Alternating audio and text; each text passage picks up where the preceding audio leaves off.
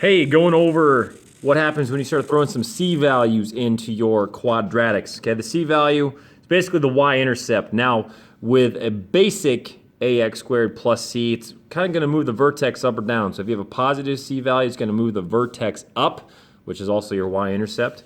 And then if it's a negative C value, it's going to move your vertex down. So as you can see, I got kind of creative here. I started mixing in some different A and C values. So as you can see, this one's not as pretty as the Desmos demo, but I can still do a pretty good job if I take my time and graph it neatly. So I'm going to go through the tables and I'm going to go through the graphs. All right, so here we go.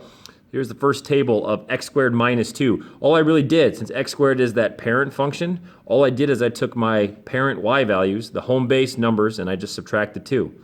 Okay, minus 2, minus 2, minus 2, minus 2. So here we go, 7, 2, negative 1, negative 2, negative 1, 2, 7. So I graph those here in a second.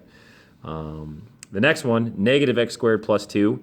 All I did is I made my parent numbers negative, negative, and then I added 2. So I made them all opposite, then I added 2. Basically, they're the complete opposite of these dudes.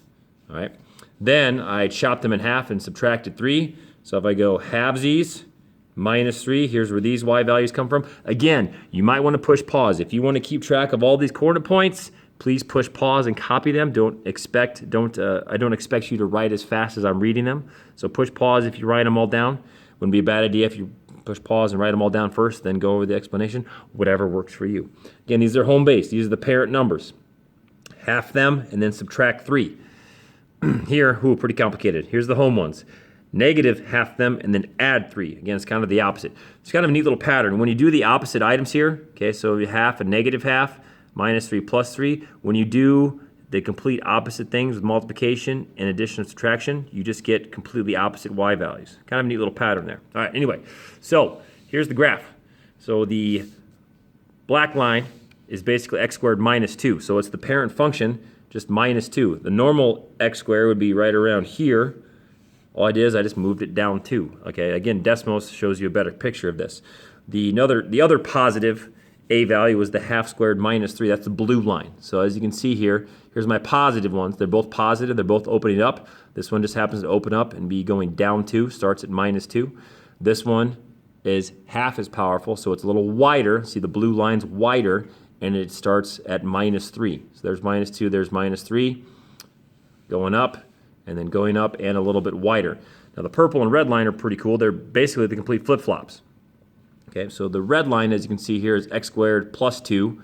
So it's the opposite of the black line. I just moved it up 2. So it's opening down, okay, but it starts up 2.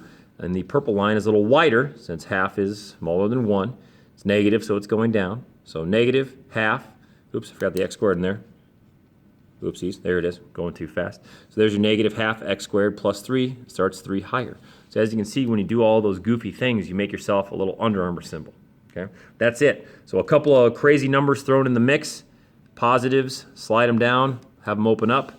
Negatives, open down, slide them up. They crisscross, they widen, and you kind of get yourself a little preview of the Under Armour symbol. Okay, so these things are kind of cool, and that the amount of combinations you can do are limitless, and the amount of graphic things you can design are also limitless. Okay, that's all I got. That's how C values do things. C values move things up or move things down. A values, if you remember, will open up or open down and then widen the graph. Okay, that's all I got. Goodbye.